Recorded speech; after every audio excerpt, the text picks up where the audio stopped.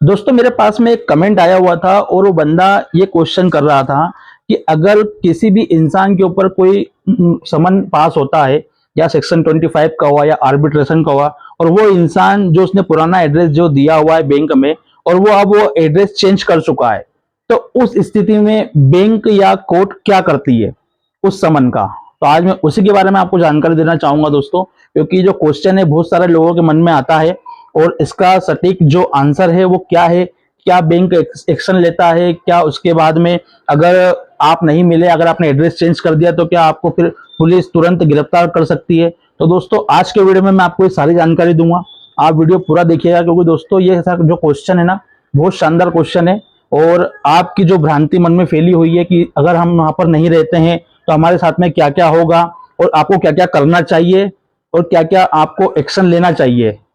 आपके एड्रेस से रिलेटेड। तो दोस्तों आज मैं वीडियो में आपको ये जानकारी दूंगा, आप वीडियो को स्किप मत कीजिएगा। तो दोस्तों अगर समन उस घर पर आया है जहां पर व्यक्ति पहले रहता था और वो अब घर को बदल चुका है, तो अगर कोई भी व्यक्ति अगर वहां पर समन देने आएगा, जो भी पोस्टमैन आएगा या न्यायालय की तरफ से बंदा आएगा, तो वो जब देखेगा कि आप उस जगह पर नहीं रहते हैं, वो आस पड़ोस में आपके बारे में जानकारी लेगा कि यार ये यहाँ पर रहते हैं या नहीं रहते हैं। आपके आस पड़ोसी बोलेंगे ये घर खाली कर चुके हैं या वो किराए पर रहते थे या ये घर बेच के चले गए या कुछ भी अन्यथा कोई भी कारण होगा, वो उसको बता दिया जाएगा। तो वो व्यक्ति उसमें नोट कर लेगा कि यहाँ पर ये इस नाम का व्यक्ति यहाँ पर मौजूद नहीं है या घर खाली कर चुका, जो भी उसको आसपास से जो भी कारण दिया जाएगा वो कारण उसमें लिख करके वो समन को वापस ले जाएगा न्यायालय में। अब जो है आपके नाम का समन आ गया है न्यायालय में, तो अब न्यायालय उसका क्या करेगा उस समन का, क्योंकि वो तो एक बार आपके नाम पे इशू हो गया है। तो न्यायालय ये करेगा कि जो जिस बंदे ने भी आपके ऊपर केस करा हुआ है या बैंक ने केस करा हुआ है, तो उस बंदे को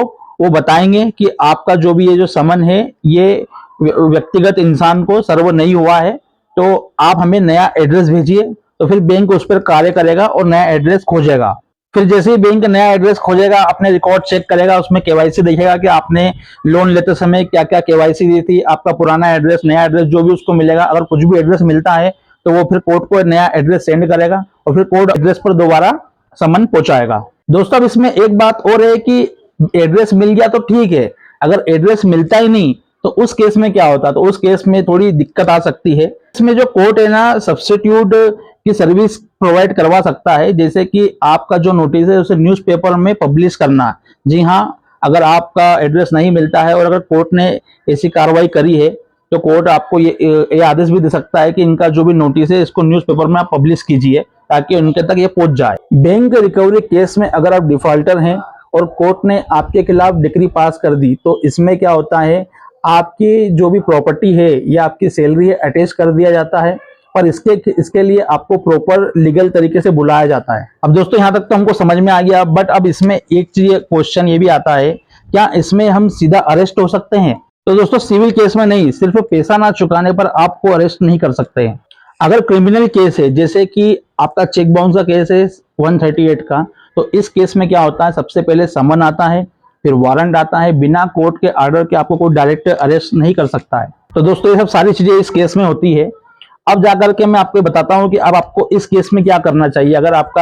पुराने एड्रेस पे नहीं रहते हैं या आपका किराए का मकान था वो खाली करके आप दूसरे एड्रेस पर चले गए हैं, तो इस केस में आपको क्या करना चाहिए। तो सबसे पहले तो आपको ये करना चाहिए, आपका जो भी एड्रेस है बैंक को नया एड्रेस आप प्रोवाइड कराइए।